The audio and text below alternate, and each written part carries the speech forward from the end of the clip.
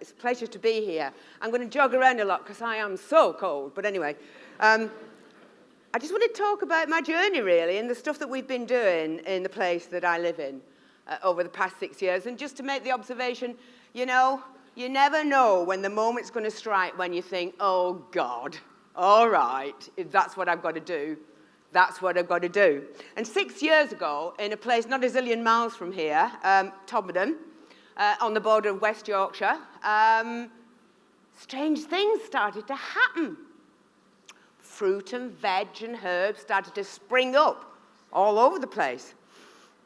At the railway station, at the local college, in front of the health centre, even at the police station. And we called them propaganda gardens. And those places that were growing edibles were planted there, usually without permission, by ordinary folks in Todd. And they were planted not because we were bored out of our tree and, you know, we just thought, what on earth are we going to do on a Sunday afternoon? They were planted because we came to a view that it was about time that somebody did something about our future and how we felt about ourselves, and in some way, shape or form, we had to show that we wanted things to change. Now, I guess this really is really quite interesting, the previous speaker talking about what activism's all about. Because, you know, I'm an economist. I've never thought of myself as an activist. But there comes a point in your life when you think, hang on a minute. I've been around the block long enough to remember the Rio Earth Summit. I remember those leaders of the world saying, oh my God, the world, you know, it's in a terrible state, the poor are getting poorer, we're getting more obese, there's some big issues around the environment, we're overusing the world's resources. Do you know, we're going to change, we're going to start to do something about it. Well, here we are, 22 years later. Pardon me if I've missed the urgency of the debate. I've heard a lot of chatting about fiscal cliffs, but environmental cliffs? Nah. Well, not until the Thames flooded, forgive me. But anyway, parking that, here's the thing. I have seen zillions of reports. That was a nice picture of those two, actually. That's me. I've seen zillions of reports. I've heard lots of strategy documents. I've heard lots of conversations about what might happen. But have I actually seen much action on the ground by each and every one of us? No, I haven't seen that. And you know, it doesn't really matter what the exact temperature rise is going to be, or the type of energy we're going to use, or whatever else we're going to debate about the exact scale of climate change. Because whatever, in our heart of hearts, we know that our children are in trouble. And what's even more important, we know that the children of some of the poorest people on the planet that we'll never meet in our entire lives are in greater need of help. So, hey, what are we going to do about it? Well, we can either put a wet towel on our head and have another gin and tonic or whatever, or we can actually just fucking do something.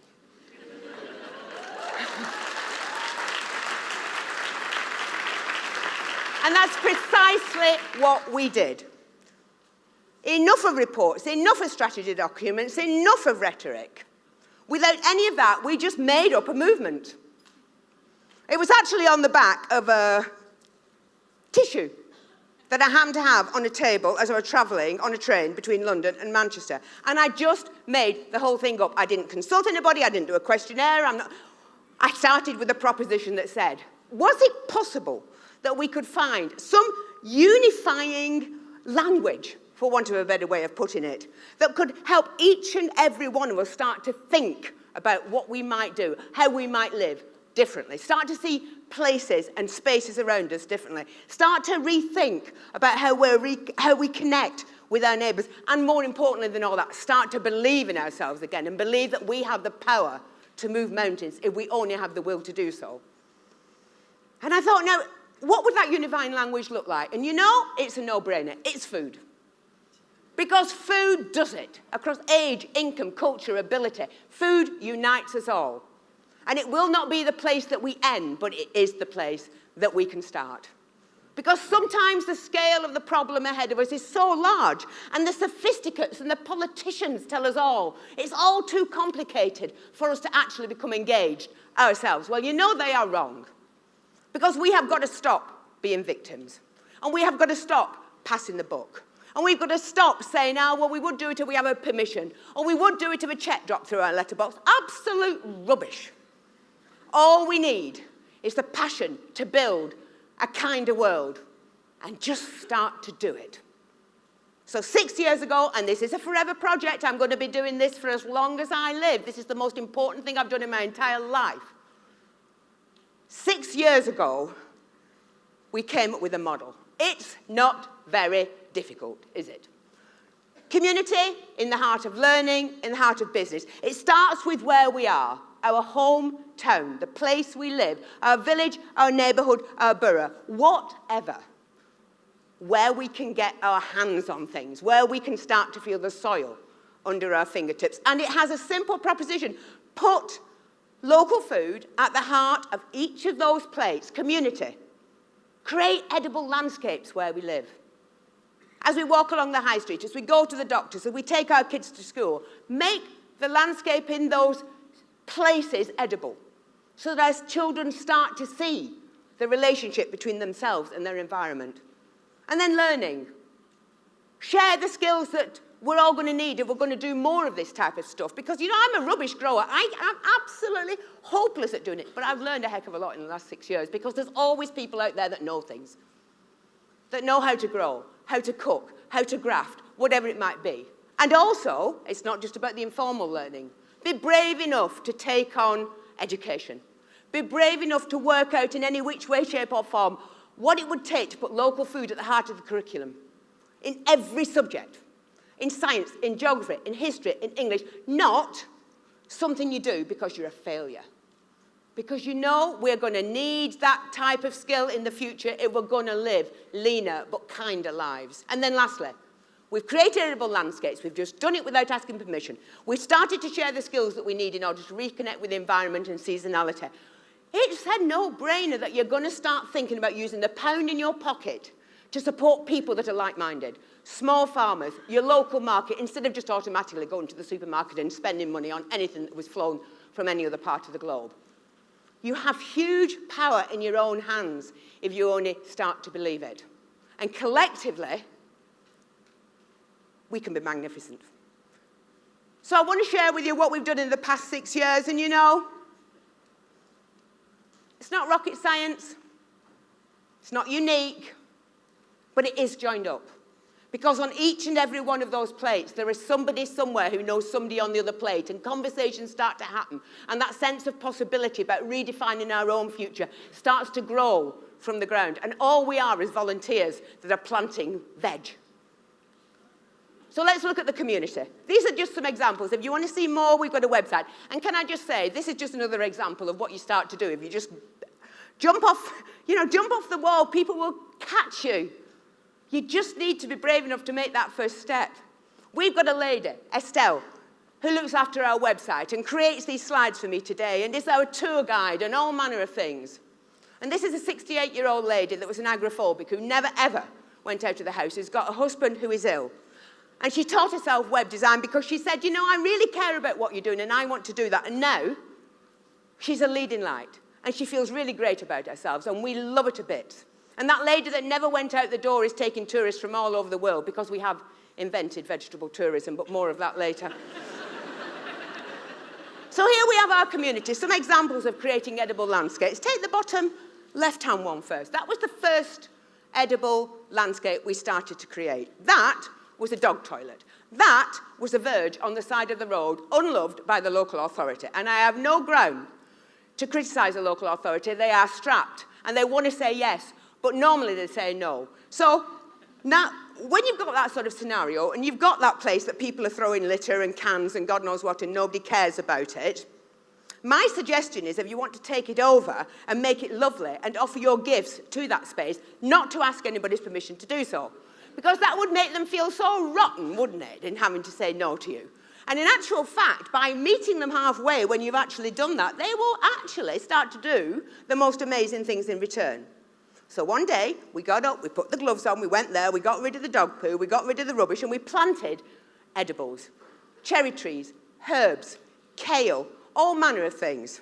And the really interesting thing about that, because of course planting veg It's the beginning, not the end. That changes behaviour. Because the local authority then came along, 9 months later, mowed the grass and put that bench there. We never asked them to do that, but they did it. If you start doing something positive, people will meet you positive halfway there. And then the health centre. Now this is, honest to God, what are we like? So we build a £6 to £7 million health centre and we surround it by inedible prickly plants. We then run a multi-million-pound campaign nationally to eat 5 a day. Right. Now then, let's just think that through. What if we created edible landscapes around every single doctor's and health centre in this country? What would that mean for those people who visit that health centre? Some of the poorest people, some of the most challenged people, they're going there. They're starting to see the apples. They're starting to taste the raspberries. They're starting to pick the strawberries. They're starting to see that things don't automatically come in plastic bags flown from New Zealand.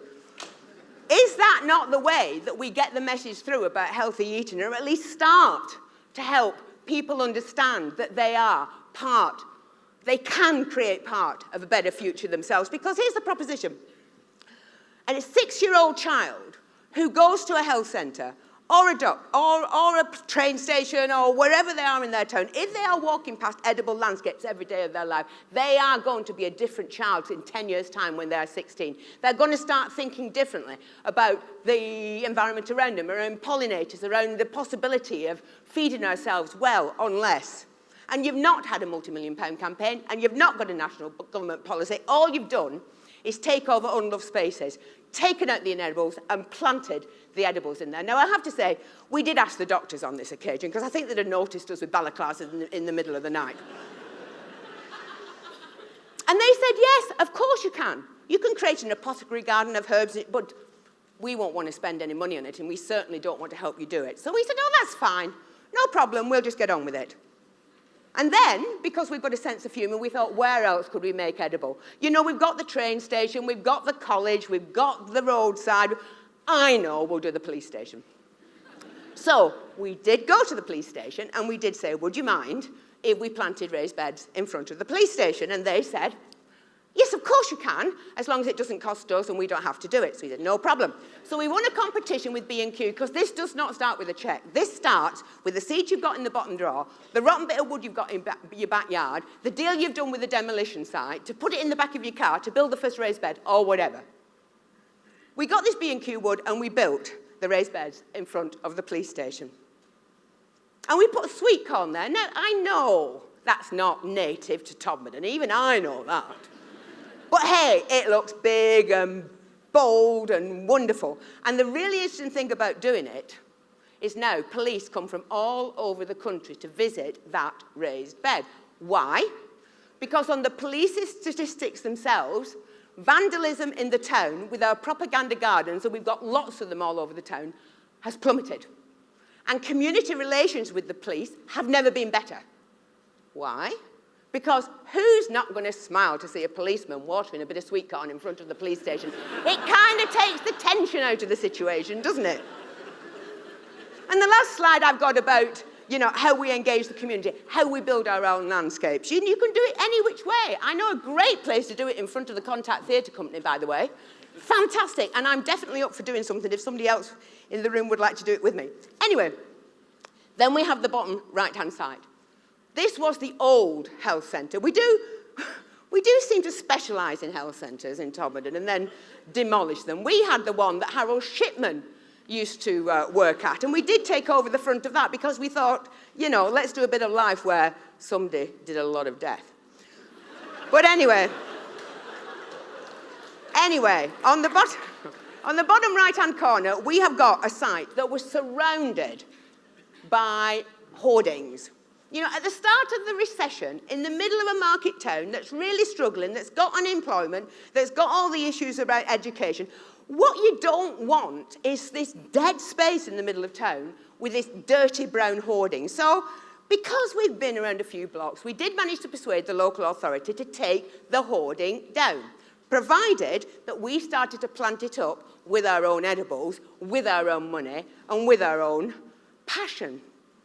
And that's exactly what we did. So we created something which we made up, which we call Pollination Street. Now, this has got a damn great sign there. called Pollination Street. It's not a proper sign because it's not a proper road, but what the heck? And we've planted apples and herbs and all manner of things, and then people come along and share the food, because every single propaganda garden we've got is food to share. Because it's all about starting a conversation. It's all about reconnecting with community. It's all about bringing warmth and happiness back onto the street. And the interesting thing about what we did was that then the local authority started to scatter wildflower seeds over the bit that we couldn't get to, and started to mow the grass. And then they started to put picnic tables there so that people could actually enjoy. And suddenly, because a load of people wanted to create an edible landscape, we've got the equivalent in the middle of this rather challenging market town in the South Pennines, a village green, where people have celebrations and festivals and music and God knows what. Wasn't a policy, wasn't a strategy, didn't come with a lot of money, just started with a few folks planting veg. And here's the learning thing. So we're doing all that, and we've got the things to point at and have conversations, because you need to get people thinking about it. Initially, they think you're just barking and all you want to do is plant cabbages. But eventually, they do get the message it's a bit more than food. In learning, we do the informal stuff, the bottom right-hand corner. We put 1,000 different people in Todmorden through courses, real informal courses. I know how to bake bread, so I'll teach you. You make sausages on that farm. Can I send some people up? Hey, you're really good at pickling. It happens in every community. You share, and suddenly people start to become friends and start to create what we've got here, which is a baking cooperative. We didn't organise it. The people themselves decided that that's what they wanted to do. Or we go out onto the street with the cook from the school, and we show people how to make really simple food. We go onto the estates. This is not a movement for the Guardian readers. By all means, Guardian readers, join us. But this is a movement for everybody. We have a really simple membership slogan. If you eat, you're in. And it's quite amazing that when we actually go out onto the estates and start to engage people, how much people want to start to learn. But they're operating from a really low base. They might have a microwave. They're not likely to have very much else. They've never cut open a sweet potato. You know, nobody's ever bothered to have the conversation with them about how to feed their kids well. And it's about time we did. And then we actually go into the high school because we got a little bit cocky. And we managed to persuade the local... It's hard to believe, isn't it?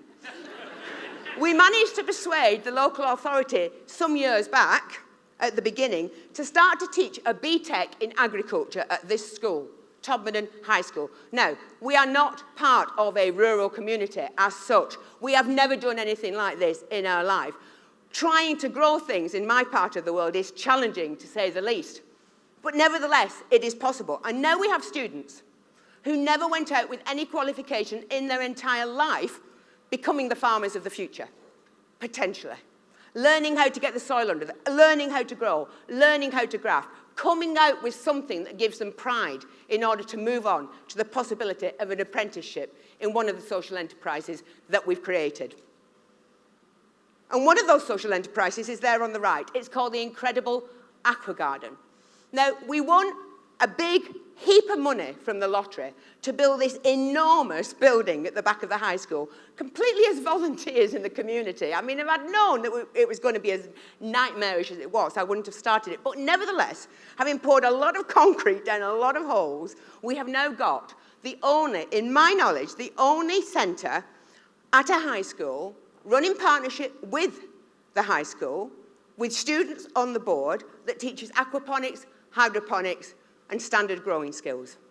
These people will be the soil scientists of the future. These people will understand how to grow sustainably fish. These people have a sense of pride that is simply there because they've started to believe in themselves again, that they themselves can aspire to whatever their will and their imagination allows them. And then business. Okay, edible landscapes all over the place, learning some new things, getting a little bit confident about cooking and growing and whatever it is. You're going to spend your money in support of local businesses. And that's exactly what we did.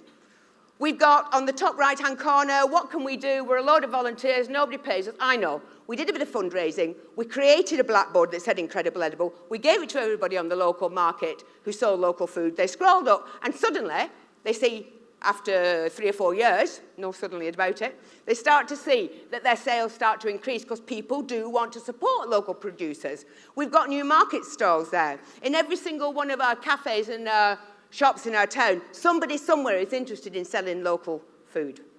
And it's really quite interesting because we are only a volunteer group, but this is how it works. You start to raise the profile of local food. People start to go into local shops and ask for local food. Shops start to ask the farmers and other producers to make more local food. That starts to create more jobs in local food. It's a no-brainer. I don't have to be an economist to work out how local food economies work, and that can happen everywhere. And the interesting thing is, we've even started mapping out a different view of our town, because we know that we've got some legislation called neighbourhood planning. And we want to take over that neighbourhood planning for our own town and say if food was at the heart of what we put, where we put it, what would it look like? If Jonathan Porritt is right, we're going to have to get 40% of our food from urban areas by 2050. He may not be right, but it sounds like a figure that I'm prepared to go for. And so we now have communities coming together to say, where would we grow it? Where would we process it? Where would we sell it? Our definition, not the supermarkets. This is our market town, and we want to put local food back at the heart of it. And the thing we did, in addition to that, for business, was to create a green route, because we were getting tourists from all over the world. We really do. We really are the centre for vegetable tourism. And people would often come in the middle of February, when there's nothing in any of the raised beds whatsoever, from Russia and Australia and New Zealand and America and you name it. So we created an edible green route for them that linked up all those sites. But more importantly, took them past the local shops, took them past the local cafes, took them through the local market. So they didn't whiz to the supermarket and back. So they spent some more money in the local economy. So they stayed at the local B&B. And after all these years, they now give us a donation every time they come, and we put that in a pot, which employs an apprentice that can maintain this green route. You just make it up as you go along. And the other interesting thing is there are now businesses, as in the bottom left-hand corner, who have created their own edible things happening in front. This is a physiotherapist. She's put boxes there, she started to grow beans and God knows what, and it's all food for free, and it's all sharing. And that's how you start to redefine prosperity in a town, and you're only volunteers, and you're only planting veg. But you start to learn some really simple messages from these simple actions. And 40 communities, the length and breadth of the country, are now doing exactly the same thing. We don't have a national network, we don't have a hierarchy, we don't have anything other than the honest truth that we all have the capability to change our lives. We are not victims. We are part of a solution. We do not need permission to build a kinder world. It is our right and it is our gift. And the most important thing of all, what we have seen in the past 6 years, is the undying belief in the power of small actions. You can be magnificent and you can change history. And that's Incredible Edible Todmorden.